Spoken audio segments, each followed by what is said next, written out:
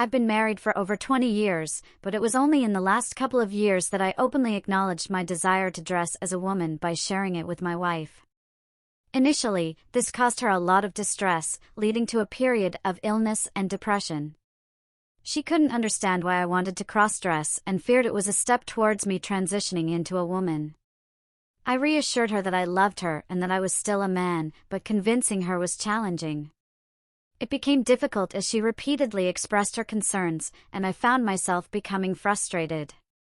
Eventually, I told her that for the first time in my life, I needed to follow my heart to truly find happiness. Slowly, things began to improve. Her health got better, and she accepted my new lifestyle, even offering help with shopping for clothes, jewelry, and makeup. We grew closer as she realized I still loved her.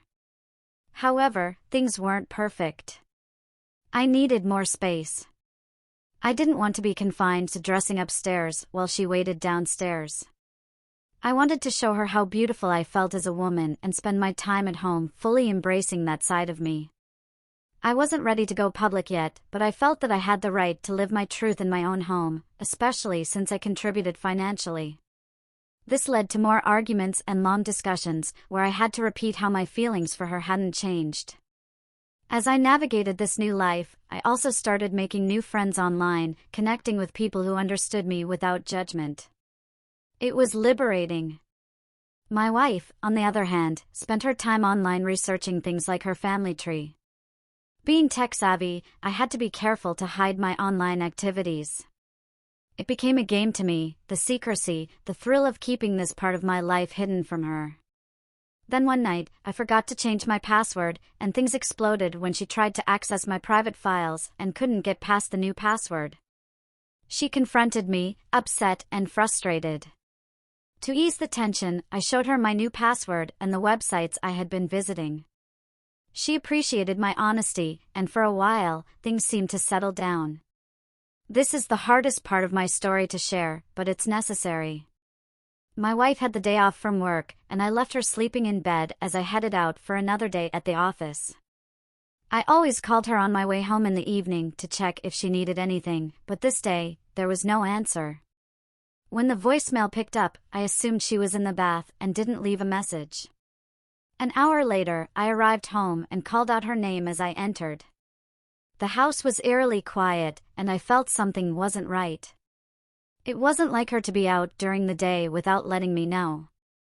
I went upstairs to find her still in bed, unresponsive. I called her name and shook her, but there was no reply. Then I realized she was gone. There was a note on her nightstand that simply said, "You know why." What I didn't know is that she had been secretly saving her antidepressants for weeks and had taken them all at once. My mind was racing. What was I supposed to do? I destroyed the note and told her family and friends there had been no suicide note. Everyone was devastated, but they understood, as her mental health had always been fragile, and she'd been battling depression for some time. The following weeks were a blur of funeral arrangements, police investigations, and paperwork. As much as I wanted to embrace my true self and find some solace in that, there was no time or energy left.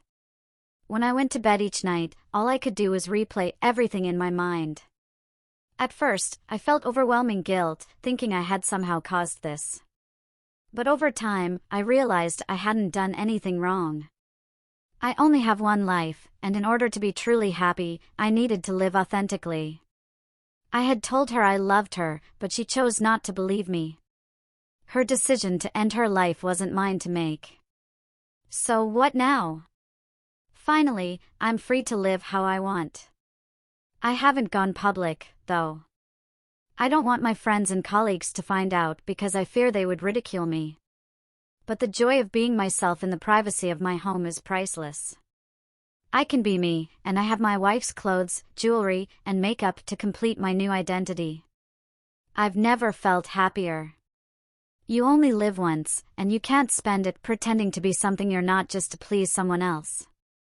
My wife loved me, and in the end, the best thing she could give me was the freedom to be Angela. I've long since stopped feeling guilty because, in my heart, I know I did nothing wrong. It was worth it.